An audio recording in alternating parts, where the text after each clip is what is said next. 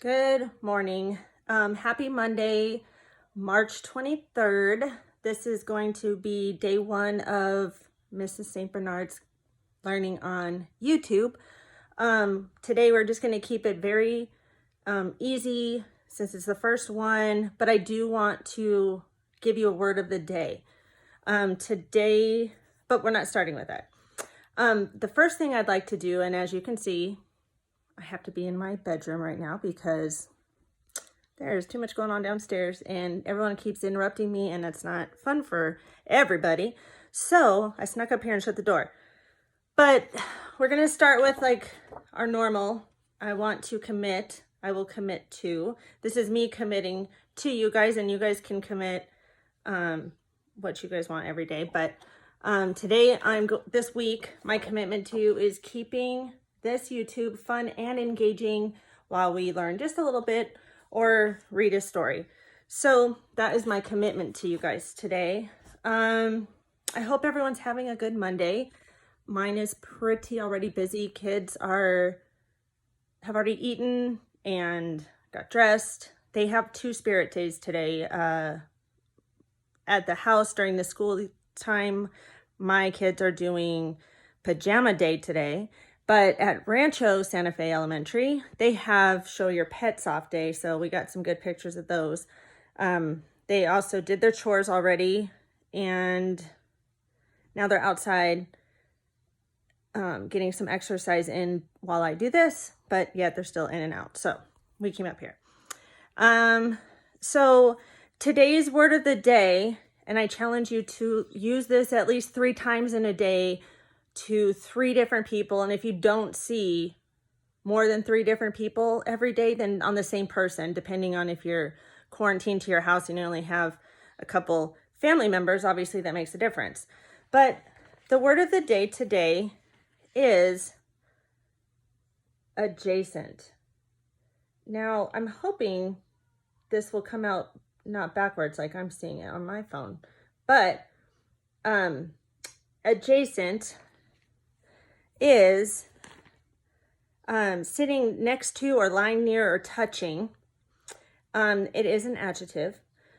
And a sentence would be, I like to stay in this hotel because it's adjacent to the best mall. See how it would be close to the best mall.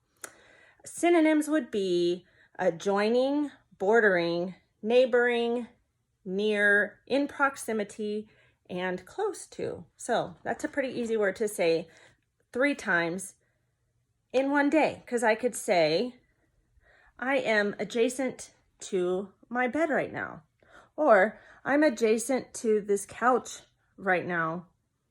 Easy, right? Or my room is adjacent to a hallway out the door. So easy. Here are some pictures of being adjacent. So as we can see, this first one is, hopefully you guys can tell, it's a bunch of houses that are obviously near or adjacent to, I don't know if you can see this, but it's like the close to a beachfront. So we can infer probably that this is not in Arizona. Why can we infer that? Because we don't have beaches here, but so it's adjacent to a beach, or we could say the road or the little sidewalk area is adjacent to beach houses, right? So there's a couple things we can say adjacent to. We can also infer a couple things on here. I'm going to infer that it's nice and peaceful and quiet wherever they're at, because these people right there, if you can see the little dots, are just a little bit, or they're walking their dog, and they look very just happy and peaceful and relaxing. Kind of wish I was there with them. But also, here's another picture. What would this be? Adjacent doors, right? There's a couple different ways you can do it. A pair of doors is adjacent to another pair of doors, or one door is adjacent to another door. A lot of times this happens in adjoining rooms at a hotel, which is the synonym of adjacent. So that will help you remember that one. Look at these cute stinking houses. I want one. This will be my retirement home someday. I'm going to find out where this came from. And I would love that little yellow house over there. Actually, no. Mine would be the pink one. Right there. Yep. But these are adjacent to each other, those houses. So, let's see. What can we infer about these pictures? I can infer that these are probably pretty quiet neighbors because look how close those houses are.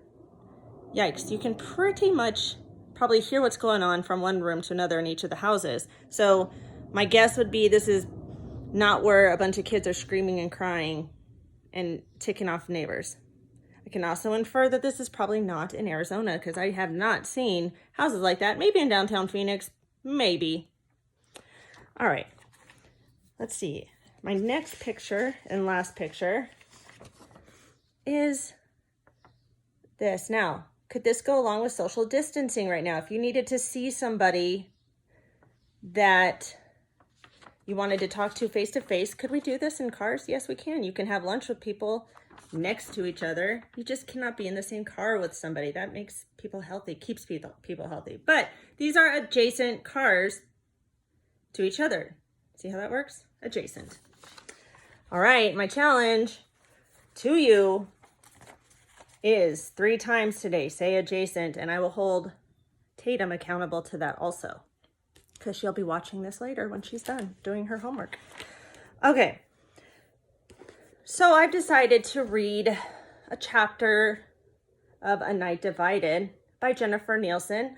I read this to my 4th graders a few years ago, so if some 7th graders are logged on right now listening, you might even remember this, or this would be fun to read again because I know you guys were loving this book when we read it. This is about, it says, with the sudden rise of the Berlin Wall, 12-year-old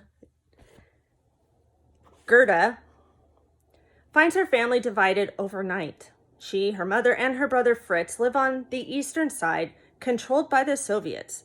Her father and middle brother, who had gone west in search of work, are unable to return home. Gerda knows it is dangerous to watch the wall, to think forbidden thoughts of freedom. Yet, she can't help herself. She sees the East German soldiers with their guns, trained on their own citizens, watching for any sign of escape. Gerda, her family, her neighbors, and friends are prisoners in their own city. But one day, Gerda spots her father on a viewing platform on the western side of the wall, pantomiming a peculiar dance. She concludes that her father wants Gerda and Fritz to tunnel beneath the wall out of East Berlin. However, if they are caught, the consequences will be deadly. No one can be trusted. Will Gerda and her family find their way to freedom? That is what we will find out at the end of this book. So, I am going to show you some pictures first of the actual pictures of East Berlin Wall and what they actually look like. So here is some of the pictures. I'm assuming those barbed wire fences were maybe one of the first walls, and then it went to